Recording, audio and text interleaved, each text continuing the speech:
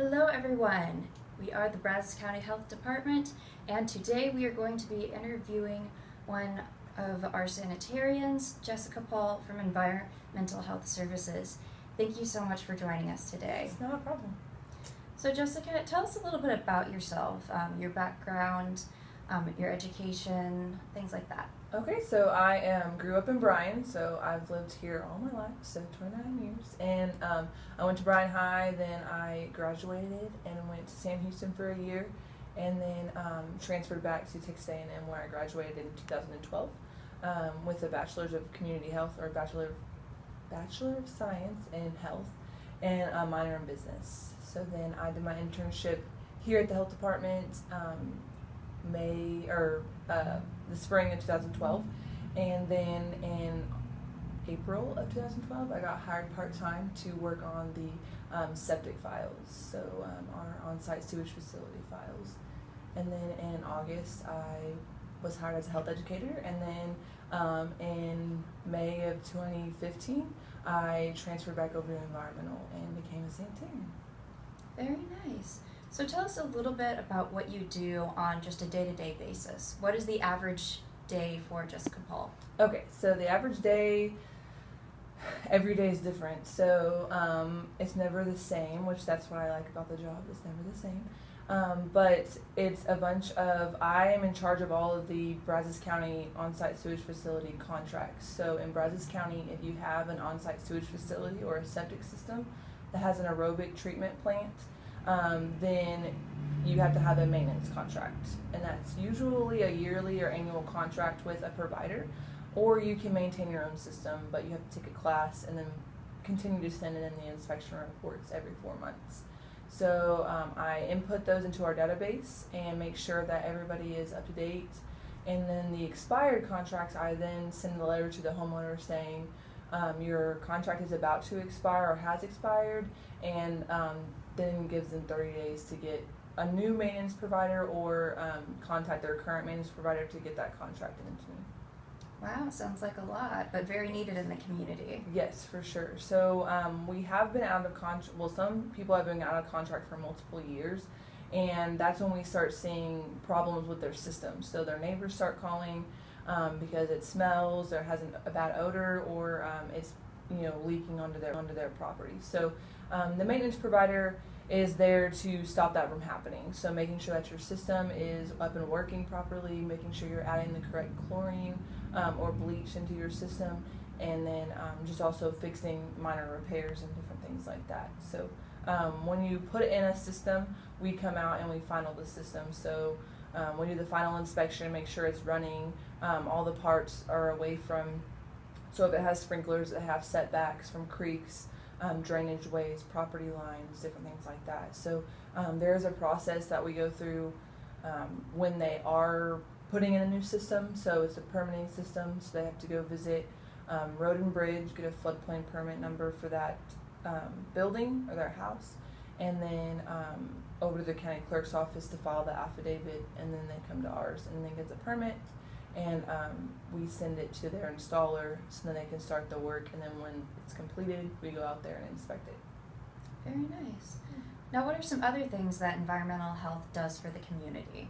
So environmental health, we have 11 inspectors, so 2 are septic inspectors, myself included, and then the others, they do primarily food inspections, so restaurant establishments, gas stations, hotels, different inspections that you'll see posted in each establishment at least 10 feet from the door, so you can read their reports. And then also various media outlets, they post that report on their website, and then they also do live feeds about that too.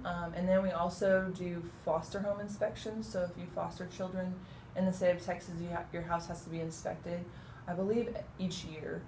Or when you get relicensed through the state. So we go in and we check to make sure that all the plugs are covered, making sure that all the playground equipment is safe for the children to be playing on, and then also make sure their animals have the correct vaccinations, and then just making sure that the home, they have running water, hot, cold, towels, and then their basic living needs.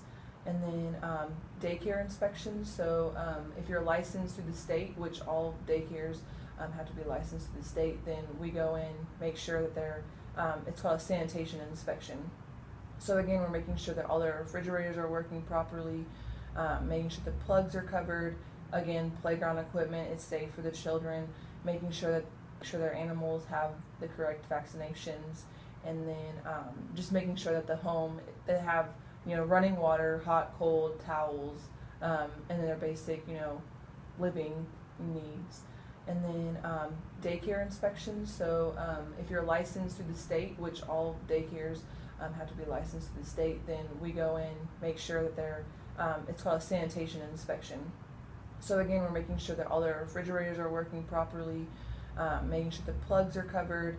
Again, playground equipment is safe for the children, making sure that they also have all the required documents. So if they do serve food at that establishment, that they have our permits, and then also food handler cards and different things like that. So and then we let our nursing staff go through and make sure that all the kids have their vaccinations and proper documentation with that. Very good. Now, what's the one thing that you want the community to know about environmental health services? Well, probably that we're there before they call the state. So each district, so we have a state health department, and then each county or each jurisdiction has their own health department usually, but some counties don't. And so if they're a surrounding county or neighboring county, we ask just to call us first, and then we can direct you to the right department, and that we're here to protect the public's health, and that's how we try to do it with the food inspections and also septic inspections or complaints.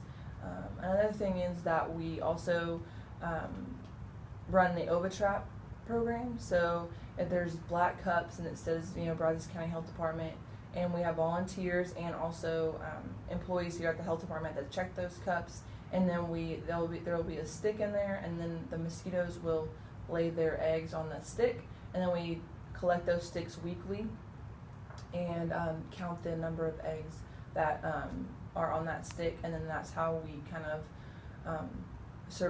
have surveillance of mosquitoes and count the eggs and see where they're more populated. Usually you'll see it in a park near a fire station or in a residential area. So probably around like ponds, creeks, different places like that where mosquitoes like to breed. Well, thank you so much for joining us today. Yes. Everyone, Jessica Paul.